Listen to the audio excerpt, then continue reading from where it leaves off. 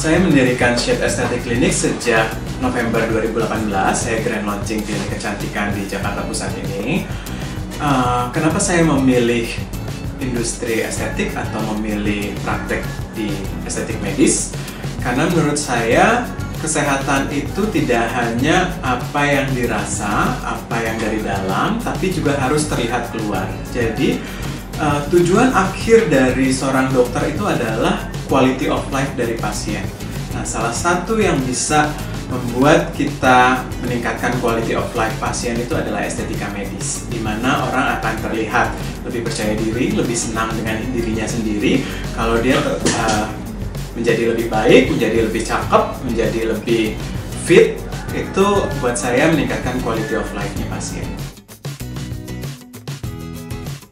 Untuk perawatan wajah terbaru di estetika medis masih seputar banyaknya produk-produk estetik medis seperti benang yang baru, thread lift, seperti filler juga semakin banyak variannya dan semakin banyak jenisnya.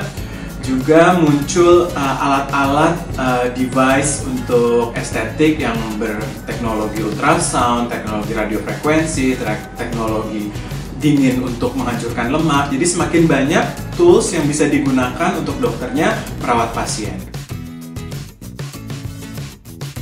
Untuk saat ini tindakan yang masih diminati paling banyak adalah tindakan non-invasif, non-bedah, yang memberikan result yang langsung terlihat, yang hampir instan.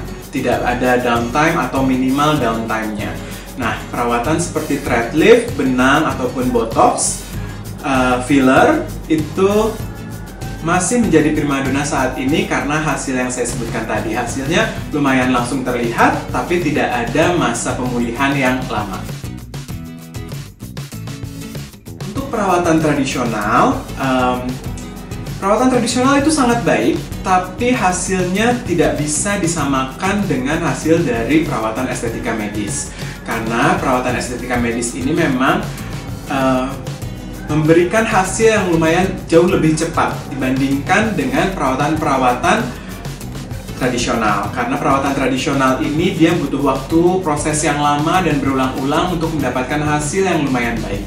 Sedangkan proses estetika medis, apapun prosedurnya, bisa dengan benang, filler, ataupun thread lift, ataupun skin booster, itu memberikan hasil yang jauh lebih cepat. Dengan sekali pengerjaan saja pasien sudah merasakan hasilnya. Dampak dari pandemi untuk industri kecantikan itu lumayan menyedihkan sebenarnya, karena kita harus tutup sesuai dengan anjuran pemerintah.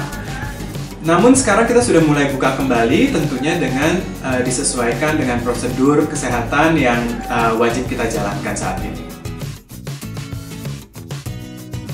Dengan era new normal ini, yang perlu diperhatikan adalah prosedur kesehatan. Yang paling utama adalah social distancing-nya. Jadi antar pasien itu harus ada jarak. Jadi kita tidak menerima pasien yang langsung banyak. Kita benar-benar menerima pasien by appointment only.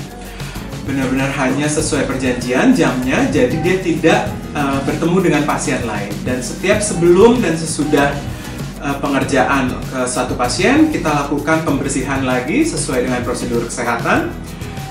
Jangan lupa untuk setiap pasien yang datang kita juga terapkan prosedur kesehatan seperti dia harus memakai masker, kita tanya apakah ada sakit sebelumnya, demam, atau yang menandakan dia pernah terinfeksi atau tidak untuk COVID-19 ini.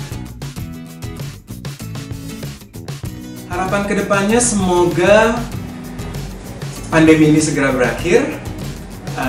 Semoga semua industri, tidak hanya industri kecantikan, bisa berjalan lagi untuk meningkatkan perekonomian negara kita juga.